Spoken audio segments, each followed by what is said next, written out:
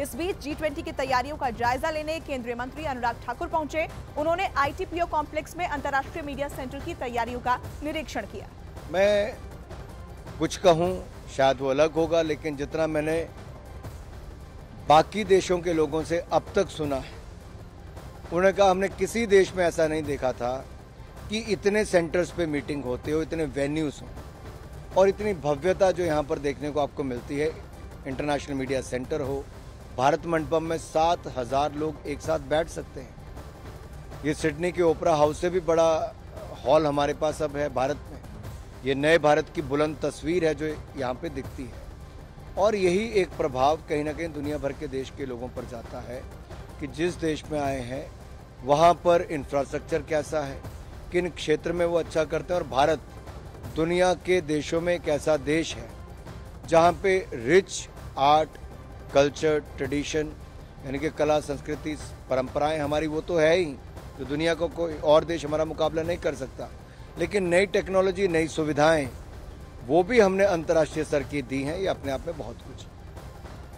तो ये तस्वीरें सामने आई है ITPO कॉम्प्लेक्स में अंतर्राष्ट्रीय मीडिया सेंटर की ये तस्वीर है, जहां पर तैयारियों का जायजा लेने के लिए अनुराग ठाकुर पहुंचे। और जैसा कि उन्होंने कहा कि जब विदेशी मेहमान यहां पर पहुंचेंगे, 7,000 लोगों की बैठने की यहां पर क्षमता है और वो लोग यहां जब पहुंचेंगे तो वो भारत की कला और भारत की संस्कृति को यहां पर अनुभव कर सकेंगे। G20 की तैयारियां पूरी कर ली गई हैं और उन्हीं तैयारियों का जायजा लेते अनुराग ठाकुर दिखाई दिए। उन्होंने तैयारियों का निरीक्षण किया। इसके बाद मीडिया से बात करते हुए उन्होंने ये भी बताया कि किस तरीके से तैयारियां पूरी की गई है। विदेशी मेहमानों के स्वागत के लिए भारत पूरी तरीके से तैयार है। नई दिल्ली के इलाकों को बहुत ही खूबसूरत तरीके से सजाया गया है। वहीं मेट्रो और ट्रैफिक को लेकर भी एडवाइजरी जारी कर दी गई है।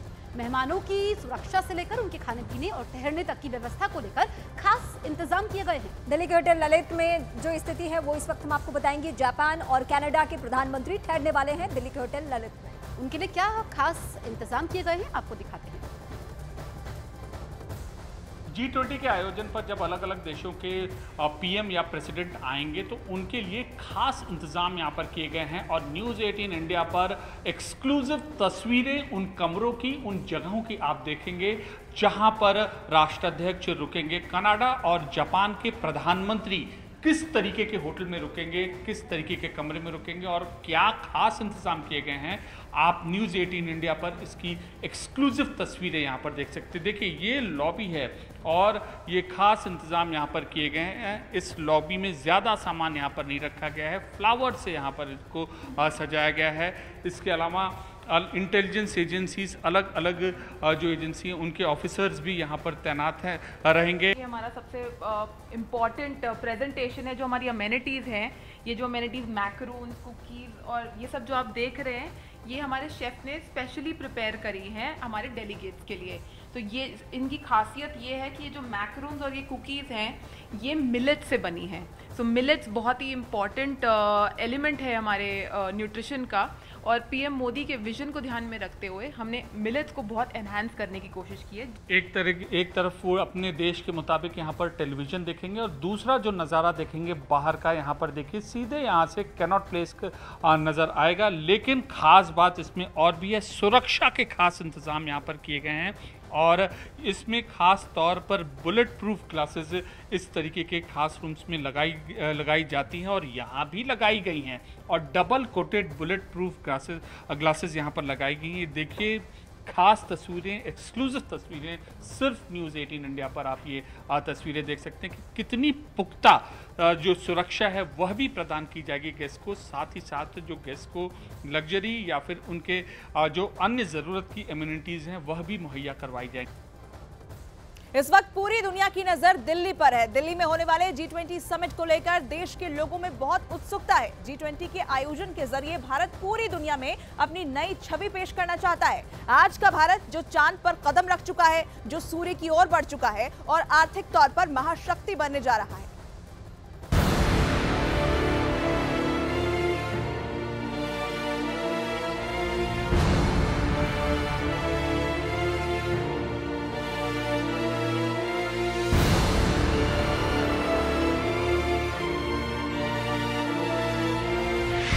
आज दुनिया की नजर भारत पर है। विश्व भर में भारत की चेतना के प्रति, भारत के सामर्थ्य प्रति एक नया आकर्षण, नया विश्वास, नई आशा पैदा हुई है। और ये प्रकाश पुंज जो भारत से उठा है वो विश्व को उसमें अपने लिए ज्योति नजर आ रही है। आज दुनिया में बज रहा है भारत का डंका। विश्व को एक नया विश्वास पैदा हो रहा है। हमारा सौभाग्य है, कुछ ऐसी चीजें हमारे पास हैं तो हमारे पूर्वजों ने हमें विरासत में दी है और वर्तमान कालखंड ने गढ़ी है। आज हमारे पास डेमोग्राफी है, आज हमारे पास डेमोक्रेसी है, आज हमारे पास डाइवर्सिटी है।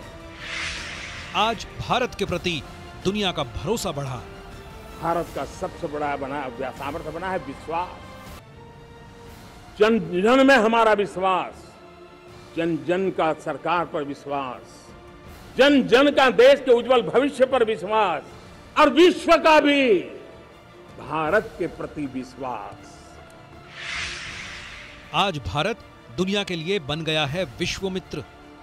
कोरोना के बाद मैं देख रहा हूं जिस प्रकार से संकट की घड़ी में देश ने दुनिया की मदद की, उसका परिणाम है कि आज दुनिया में हमारा देश एक विश्व मित्र के रूप में, विश्व का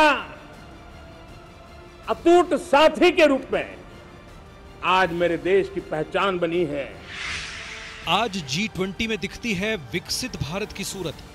140 करोड़ देशवासियों के संकल्प को सिद्धि में भी परिवर्तित करना है और 2047 का जब तिरंगा झंडा फहरेगा तो विश्व एक विकसित भारत का गुणगान करता होगा।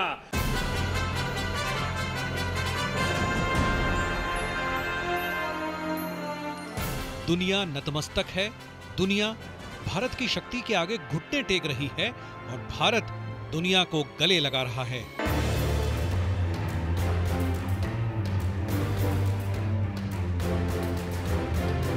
हर एक देश के साथ कंधे से कंधा मिलाकर चलने का संदेश दे रहा है, दुनिया को बता रहा है कि आगे का भविष्य क्या होना चाहिए और दुनिया भारत के दृष्टिकोण से विश्व का भविष्य तय करने के लिए रोड मैप तैयार कर रही है। Welcome back, और उसी के लिए दुनिया भर की महाशक्तियों का मिलन हो रहा है भारत की पवित्र भूमि पर।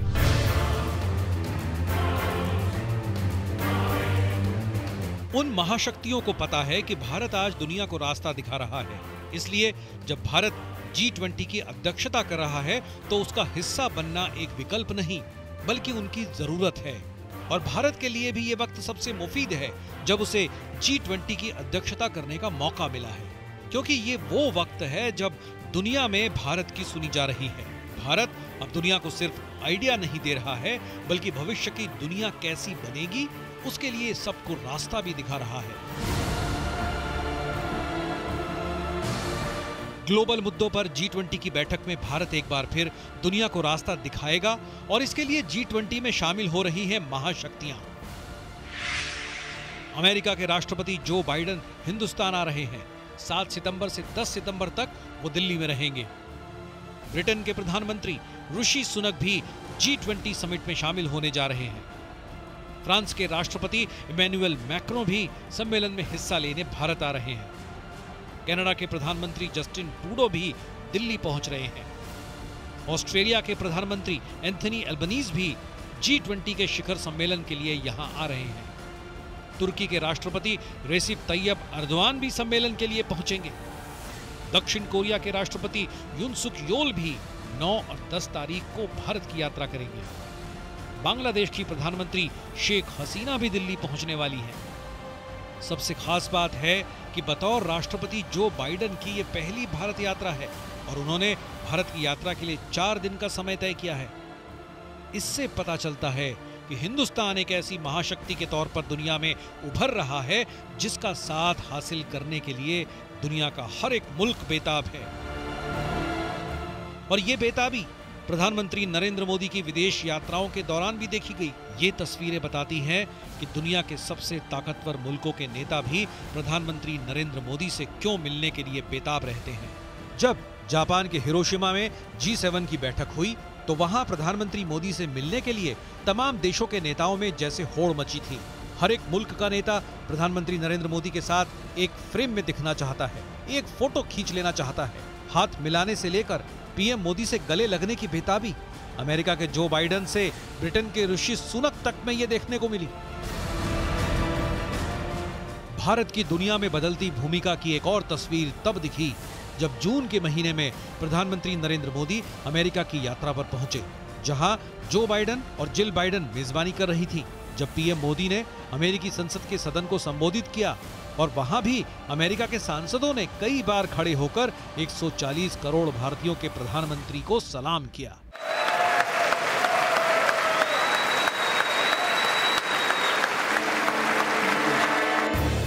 ऑस्ट्रेलिया की यात्रा में पीएम मोदी को वहां के प्रधानमंत्री एंथनी अल्बनीज ने बॉस का तमगा दिया और फ्रांस की यात्रा के दौरान पीएम मोदी के लिए स्टेट डिनर का आयोजन किया गया।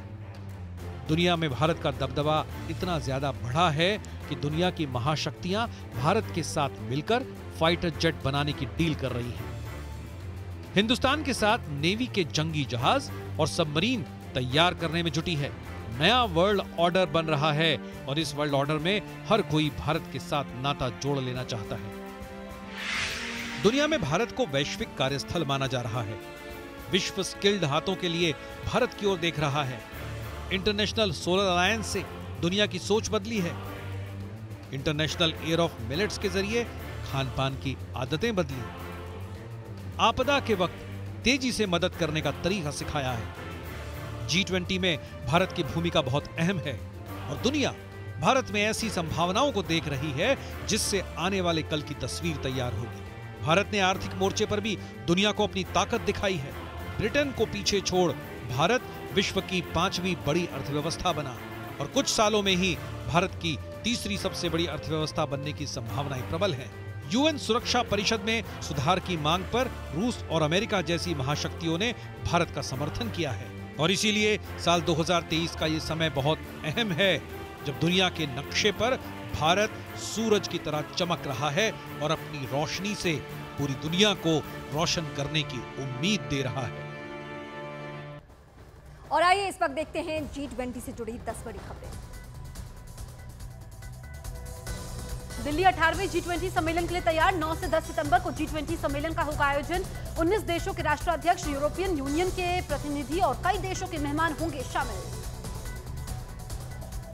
दिल्ली में प्रगति मैदान में भारत मंडपम में G20 समिट का आयोजन। मेक इन इंडिया के कॉन्सेप्ट पर तैयार हुआ दुल्हन की तरह सजा भारत मंडपम। G20 समिट से पहले केंद्रीय मंत्री नितिन गडकरी ने एयरपोर्ट के रास्ते में गणेश मूर्ति की स्थापना की। गडकरी के साथ दिल्ली के LG VK सक्सेना रहे मौजूद। दिल्ली में G20 को देखते हुए सुरक्षा सख्त। कई जगह एंटी ड्रोन सिस्टम, ड्रोन और रडार तैनात। विदेशी मेहमानों के गुजरने वाले रास्तों पर पुलिस की तैनाती। G20 समिट के समय दिल्ली में 39 मेट्रो स्टेशन के 67 गेट रहेंगे बंद। नई दिल्ली की कई मेट्रो स्टेशन के एंट्री एग्जिट गेट बंद रहेंगे। दक्षिणी पूर्वी दिल्ली में भी कई मेट्रो स्टेशन के गेट बंद रहेंगे। G20 में राष्ट्राध्यक्षों की सेहत का भी रखा जाएगा खास ख्याल। अलर्ट पर दिल्ली के 8 हॉस्पिटल्स। विदेशी डेलीगेट्स के लिए बनाए गए हैं अलग वार्ड। भारत मंडपम में खरीदारी भी कर सकेंगे विदेशी मेहमान। खादी के अलग अलग सामान खरीद सकेंगे। मोदी जैकेट और बनारसी साड़ी की भी रहेगी डिमांड। G20 समिट के लिए NSG की 12 से ज्यादा टीमें तैनात। G20 वेन्यू के साथ साथ दिल्ली में कुछ खास जगहों पर संभालेगी सुरक्षा। दिल्ली के waste to park art park में G20 की झलक दिखेगी। पार्क में सरिया और ऑटोमोबाइल स्क्रैप से G20 मेंबर के देशों के जानवरों और पक्षियों की 22 कलाकृतियां बनाई। विदेशी मेहमानों के स्वागत के लिए भारत तैयार। अमृतसर में एक पेंटर ने यूएस राष्ट्रपति जो बाइडेन की पेंटिंग बनाई। स्वागत के लिए बनाई गई 7 फीट ऊंची पेंटिंग।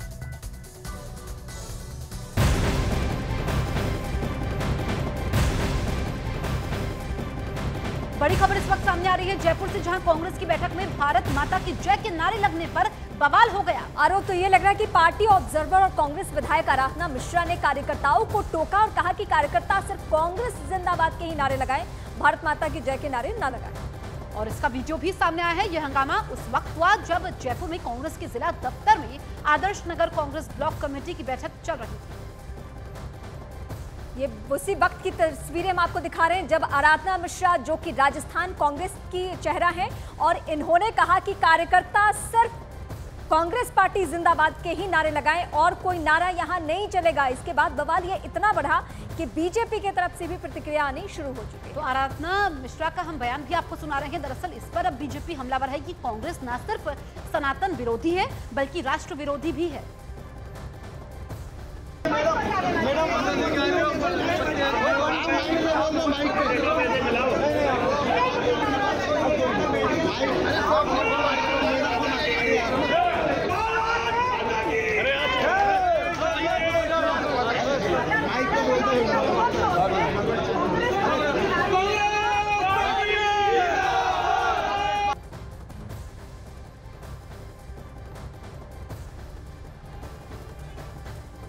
अब एक एक करके हम तस्वीर आपको दिखाएंगे और तस्वीरों के जरिए आपको पता चलेगा कि ये बवाल हुआ क्यों था, कैसे हुआ। ये दो तस्वीरें जब भारत माता की जय के नारे सहित और कई नारे लगा रहे थे कार्यकर्ता, तो आराधना मिश्रा ने ये कहा कि यहाँ सिर्फ कांग्रेस जिंदाबाद के ही नारे चलेंगे और कोई नारा